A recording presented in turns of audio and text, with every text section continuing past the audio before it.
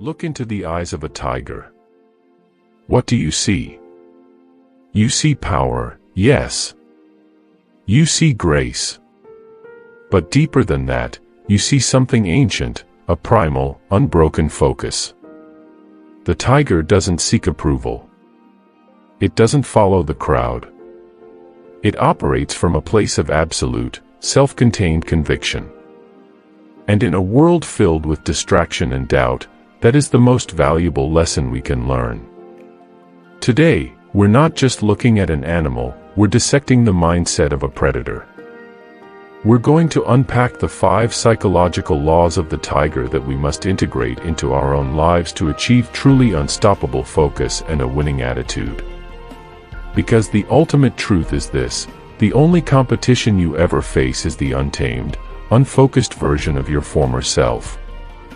The first law, solitary focus, the power of isolation. The tiger is a magnificent solitary hunter. It understands something we often forget in our hyper-connected world: noise dilutes power. Psychologists often talk about flow state, that peak performance zone where everything but the task disappears. The tiger doesn't find flow, the tiger is flow. Why? Because it minimizes external inputs. When a tiger hunts, the distractions of the forest are just background noise. Its mind is anchored to one thing, the target. Your takeaway: you must create your own mental jungle where the trivial sounds of social comparison, endless notifications, and other people's opinions cannot penetrate. If your life is a constant committee meeting, you will never hear the clear voice of your own purpose. Challenge: find your tiger hour.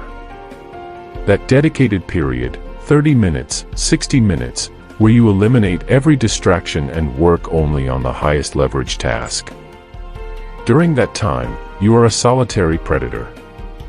Be ruthless with the boundaries you set. Because where focus goes, energy flows, and power grows. The second law, absolute attitude, the scent of conviction. The tiger doesn't hope for a kill, it expects it. This leads us to the second law, absolute attitude. Attitude is not simply being optimistic. It is the unshakable core conviction that your power and preparation are greater than any obstacle. If a tiger approaches prey with even a hint of doubt, the prey will sense it. Doubt creates hesitation. Hesitation leads to failure. In human psychology, this is known as self-efficacy, your belief in your ability to succeed in specific situations. Studies show that high self-efficacy doesn't just make you feel better, it physically changes your approach to difficulty. You see setbacks as temporary learning curves, not permanent roadblocks. The tiger's confidence comes from its history of preparation and its knowledge of its own strength. It carries the memory of every successful hunt. Your takeaway: stop waiting for external validation. You need to build a mental ledger of your past victories, big and small. Every time you show up when you didn't feel like it, every goal you achieved, is ammunition for your conviction. When doubt whispers, look at your ledger. Remind yourself, I am the one who always finishes.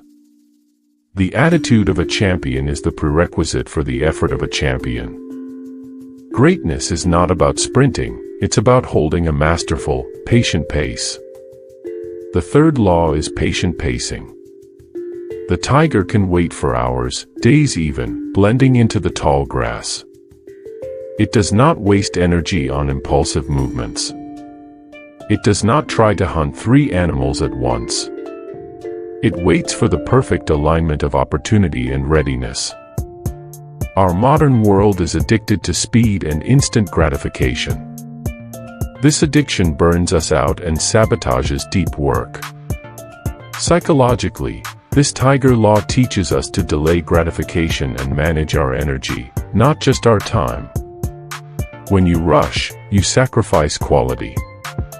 When you are patient, you allow your plan to evolve, you conserve mental energy, and you increase the probability of success from 50% to 90%. Your takeaway: respect the process of incubation.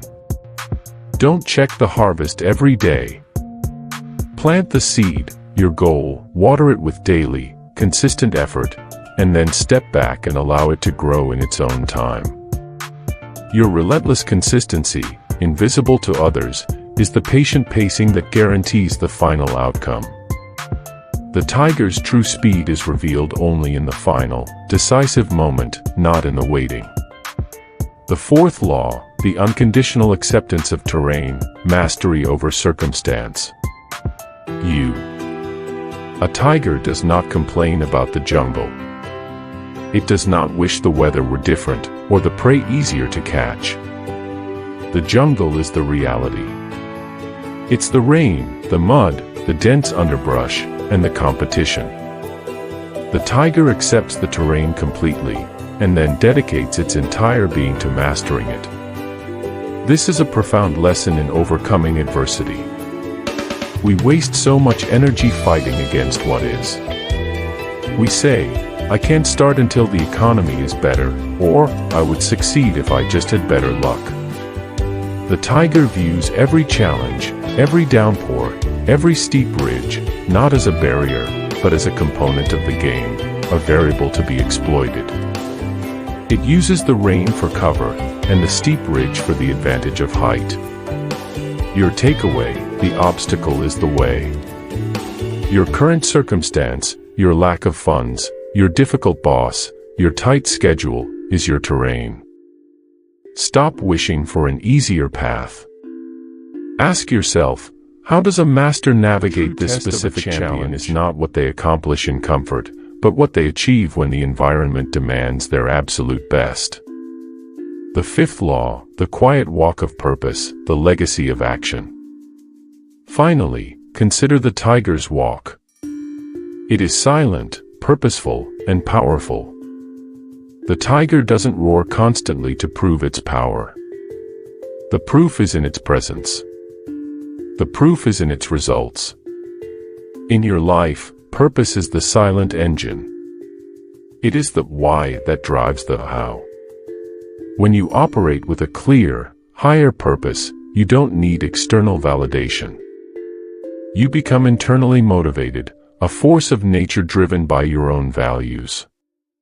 When you master solitary focus, cultivate absolute attitude, practice patient pacing, and accept your terrain, your life stops being a series of reactions and becomes a quiet walk of purpose.